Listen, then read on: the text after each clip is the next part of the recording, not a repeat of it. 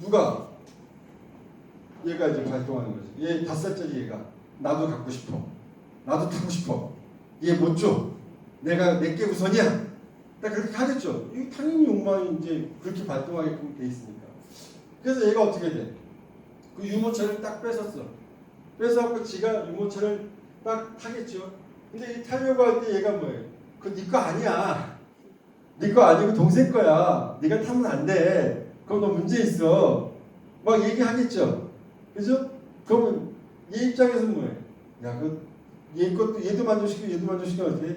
그 동생 줬다가 또 필요하면 네가 타기도 하고 서로 합의를 보게끔 만들겠죠. 그죠? 이게 놔두면 얘네들이 움직이면서 유모차를 먼저 안 돼. 그래도 얘가 힘이 워낙 세니까 제일 힘센 게 얘니까. 아까 크기도 제일 크잖아. 그래서 지가 한번 가져보겠다는 거야. 그럼 가져본다. 안 돼도 어떻게 돼? 지 원하는 대로 타보겠죠. 근데 막상 타봤더니 자기한테는 안 맞아. 안 맞으면 어떻게 되는 거야? 불편. 봐, 너한테 안 맞잖아. 너 힘들게 하잖아. 왜 내 말 안 들었어? 그러니까 얘가 그래 맞아. 초호신 얘기를 들어봐야지. 이건 네 거 아닌가 보다. 일단 얘는 타봤다 여기서 유모차에서 내려오겠죠. 그죠?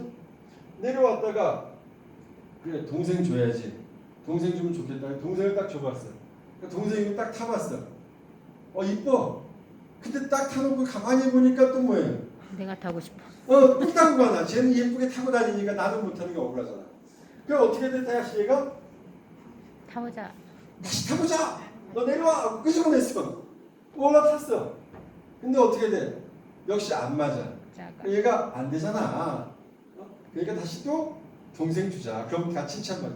이게 이제 반복이 된단 말이에요. 반복이 되면 어떻게 되느냐? 얘네들이 서로 이제 막 합의 보는 거죠, 서로. 네. 합의 보면서 자기가 하는 행동들을 자기 스스로 고쳐나가겠죠. 그죠? 그러면서 뭐예요? 유모차를 아이한테 주고 자기는 그 유모차를 뒤에서 밀어주면 엄마가 칭찬해주고. 그러니까 이걸 이제 안 돼. 타고 싶어. 안 돼. 타고 싶어. 얘가 이걸 왔다 갔다 하면서 뭐예요? 조절을. 나중엔 조절해가지고 네가 애 태워주고 너는 밀어주는 걸로 합의보자. 그러니까 어떻게 돼? 부모가 칭찬해줘. 그럼 예로서 뭐예요? 나름대로 만족을 얻고 건강하게 자기 자신은 성립한 거죠. 그죠? 맞죠? 그러니까 우리 속에 이 마음의 세계는 우리가 가만히 내비둬 두면 그냥 놔두면 자기들끼리 잘 합니다. 자기들끼리 합의를 보고 자기들끼리 잘해서 그렇게 만들어져 있어요. 우리 마음 구조가 하나님 은혜로. 이해가시죠? 안 타고 싶어. 안 돼. 그러니까 얘가 왔다 갔다 막 하면서 어떻게 돼? 나중에 밀어주는 것으로. 그러니까 전체적으로 다 조화가 이루어지고. 되게 잘 하는데 중요한 건 여기서 이 아이들이 이 마음이라는 새 마음이 있어갖고 우리 새 마음이라는 게 있어가지고 그냥 그 아이한테 맡겨두면 아이가 이 새 마음 속에서 점점 자라면서 자기 스스로 조절하고 자기를 건강한 아이로 성장시킬 수 있는 힘과 원동력을 갖는데 여기서 이제 주로 누가? 엄마가 개입하는 경우가 있죠. 그죠? 그래서 유모차 사갖고 왔어. 얘가 탈라 그래. 타면 그냥 탈라고 하면 내비두면 되는데 내비두지 못해 얘가 타니까 누가 나서 엄마가 안 돼. 이걸 누가 얘기하는 거야? 원래는 얘가 얘기하도록 놔둬야 되죠. 이 안에 초의식이 안 돼 하도록 놔둬야 되는데 누가 나선 거예요? 엄마가 나섰어. 그러면 이게 강해집니까? 약해집니까? 점점 약해지겠죠. 이 아이한테는 도덕성이 자연스럽게 무너져가는 거예요. 부모가 안 되려 하니까. 그러니까 이게 작동을 잘 안 하고 요거만 그럼 더 커지겠죠. 그리고 이거 커지고 이거 안 되니까 자아가 잘 못 움직이잖아. 뭘 어떻게 해야 될지 모르잖아. 그때 부모가 뭐예요? 또 자아 역할 대신해서 너 빠지고 애를 태우고 애 뒤에서 네가 미는 게 좋겠어. 그럼 너가 이쁜 아이가 될 거야. 그 역할도 누가 해? 엄마가 해. 엄마가 아이의 자아 역할을 해줘. 그럼 얘는 또 뭐가 무너져?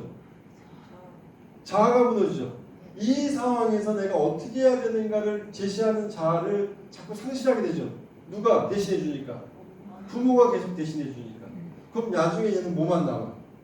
욕망만 남는 거예요. 지 뜻대로 하고 지 고집대로 하고 이렇게 했을 때 내가 어떤 처벌을 받는다는 것도 몰라. 못 느끼는 거지. 이 엄마가 대신 다 하는 거예요. 무슨 말씀인지 아십니까? 네. 그럼 제가 왜 이 얘기를 할까요? 왜 이 얘기를 할까? 제가 이 얘기하는 거는 우리 인간이라고 하는 건 이제 인간답게 성장할 수 있도록 구조화되어 있다는 얘기입니다. 그래서 인간답게 성장할 수 있도록 우리가 도와주는 데 있어서 도와주는 걸 잘못 도와주면 마치 이 전능자가 다 대신해 줘 버리면 얘는 올바르게 성장할 수 있는 기회를 놓쳐. 여러분 되게 이거 같은 경우에는 지금 어떻게 키우는 거냐면 욕망적인 아이를 키우는 거예요. 욕망 가득하고 이거 중심적인 아이들. 절대 건강하지 못해. 또 반면에 어떤 엄마들은 이거 말고 이 자아만을 이 자아가 가장 중요하다 해서 자아만을 강조해서 키우는 엄마들도 있어. 그 양육 환경으로 자꾸 아이를 몰아넣는 사람들이 있단 말이야. 근데 이 자아는 사실 거짓짝일 수 있다. 내가 아닐 수 있단 말이에요. 항상 남한테 나를 보여야 되는 부분들이잖아. 이 부분이 촉과 욕과 자연스럽게 조절된 게 아니라 남한테 내가 어떻게 보이느냐가 중요한 거잖아. 그러니까 내가 삶을 살아도 내가 산 것 같지가 않아. 지금 무슨 뉘앙스인지 아시겠죠? 네네. 내가 사는 것 같지가 않아. 이런 사람들 많습니다. 자아적인 인간으로 하도 키워나가지고. 그러면 왜 요새 한참 뉴스에 나왔다 엠번방 그거 같은 경우도 밖으로는 이렇게 사회 봉사 활동하고 막 했잖아요. 근데 자기가 자기 자신만 알 때는 컴퓨터로 이상한 그런 성적인 화면 막 운영하고 그것도 저런 식으로 돼서 그런 건가? 자아를 정상적으로 욕구를 충족하는 방법을 모르는 거지. 그러니까 이 자아가 자기 이거 있잖아요. 그거 아까 엠번방이라고 하는 무의식적 욕구들이잖아요. 이 무의식적 욕구를 자아가 건강하게 채워줘야 되잖아. 그죠? 초의식이라고 하는 이 부분들을 수렴해 가면서 건강하게 채워줘야 되는 자아가 그렇게 못하고 이게 나눠져 버리는 거지. 나눠주고 뭡니까? 이건 이거대로 가고 이건 이거대로 바깥에는 다른 사람들한테는 거짓 모습으로 자기를 내보이는 거지. 그러면서 자기의 욕망을 숨기는 거지. 너무 자아적인 인간으로 키우는 거지. 그렇다고 너무 초의식적인 도덕적인 인간으로 키우는 것도 애가 건강할까요? 애 병듭니다. 숨 막힐 것 같아. 병들어요. 너무 도덕적으로 너무 초의식적. 이거는 어디서 나오느냐? 우리 마음속에서 들리는 거예요. 예를 들어서 야 나는 너 하루에 너 5시간씩 공부해. 그래서 훌륭한 사람이 돼. 이 초의식이지. 그러면 내가 5시간씩 공부하면 내가 살아나겠어? 못 살아난다고. 이해가십니까? 그러니까 너무 도덕적으로 너무 이렇게 키워버리면 무너진다고 이게. 무너지면서 어떻게 되는 거예요? 애가 병들어요. 그러니까 부모들이 자식을 키울 때 이거 자동스럽게 다 부셔버리면 이거가 되는 거고.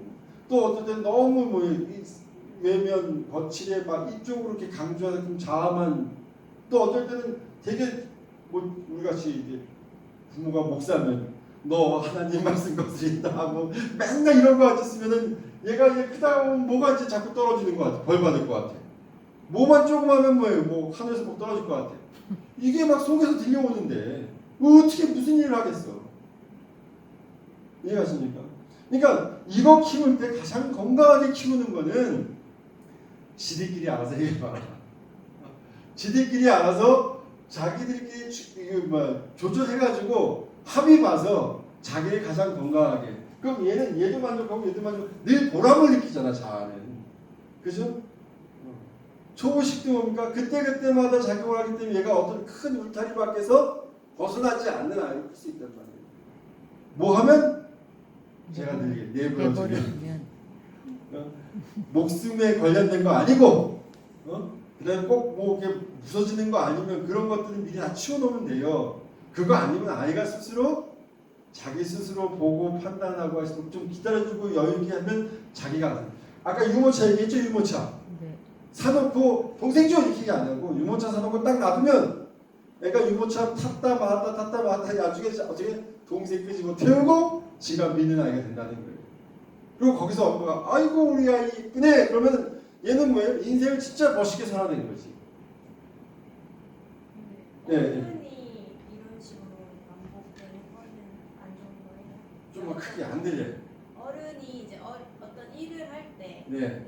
내가 이 일을 해보고 싶다라고 이제 생각이 들었는데 옆에서는 안 돼 이렇게 말을 해요. 그러면 저 같은 경우에는 해보고 어떤지 느껴보고 그 결과를 알고 싶은데 옆에서는 누가 하지 마 이렇게 말을 하거든요. 근데 제가 이제 그런 식으로 계속 일을 할 때 이제 이렇게 느껴보고 싶고 이렇게 하는 게 나쁜 거예요.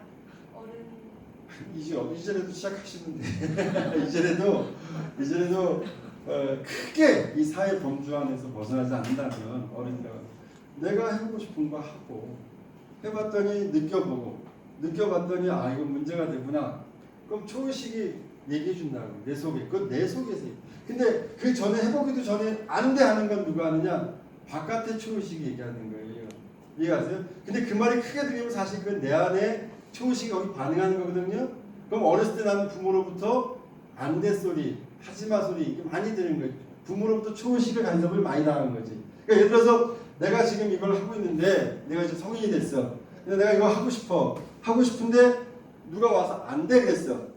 내가 내 속이가 안 돼 아니라 누가 와서 안 돼. 근데 나는 그게 관심 없어. 별 필요 없어. 그렇죠. 내 속에 누가 안 되라고 얘기하지 않는 이상 나는 네 생각은 안 된 거지만 나는 하고 싶어. 하면은 뭡니까? 내 속의 초의식은 뭐예요? 그걸 허락하고 있는 거예요. 그리고 그 선에서 해도 너가 크게 문제가 없다는 걸 인정해주고 있고 자아독을 하고 있는 거예요. 확립하고 안 있는데 되라고 하는 사람은 신랑인데 그럼 안 되라고 하는 그 신랑은 네. 나의 초의식과 많이 맞물리는 거죠. 나중에 내가 남편을 만날 때 그냥 만나는 게 아니거든. 나하고 딱 맞는 사람을 만나는 거예요. 그렇기 때문에 만약에 남편이 안 돼, 그 소리에 내가 자꾸 멈추게 된다면 그 안 돼 소리는 내 안에 만들어진 초의식의 역할이 크다는 거예요. 그래서 사실 남편이 안 된다 하지만 내가 안 된다는 거죠. 내 안에 초의식이 안 된다고 하는 거죠. 그럴 때는 이제 한번 합의를 봐야 되는 거지. 자아가 이제 발동할 거예요. 발동해보고 근데 남이 만약에 안 된다. 그러니까 내 속에 움직이지 않는 내가 움직이면 건강하게 움직이는 거예요. 근데 유독이 어떤 사람들은 안 돼 소리에 되게 민감하게 반응한다니까. 그래서 사실 내 안에 초의식이 안 되라는 걸 너무 많이 초의식적으로 너무 많이 자란 거지. 근데 이것도 건강하진 않아요. 이해가세요? 그러니까 지금부터 만약에 고쳐나간다면 어떤 사물이 있었어. 해보고 싶어. 그럼 안 돼! 이 나오겠죠. 그지? 너 문제가 있어. 그럼 자의식을 한번 생각해 봐야 된다는 거지. 이걸 내가 했을 때 어떻게 될까? 그리고 이 자의식이 합의를 해줘요. 근데 이때 이 움직이는 것을 내 스스로가 자꾸 훈련해 가야지. 누군가의 자꾸 간섭받기보다. 지금부터라도. 무슨 말씀이 하십니까? 그러면 이제 점점 나다운 삶을 살아가게 되는 거예요. 나다운 삶. 내가 행복하고 내가 만족할 수 있어요. 내가 조절하는 인생을 나답게 살아야 여러분 행복합니다. 자꾸 외부에서 만들어진 외부에서 만들어진 초의식, 외부에서만 욕망까지도 외부에서 만들어진다.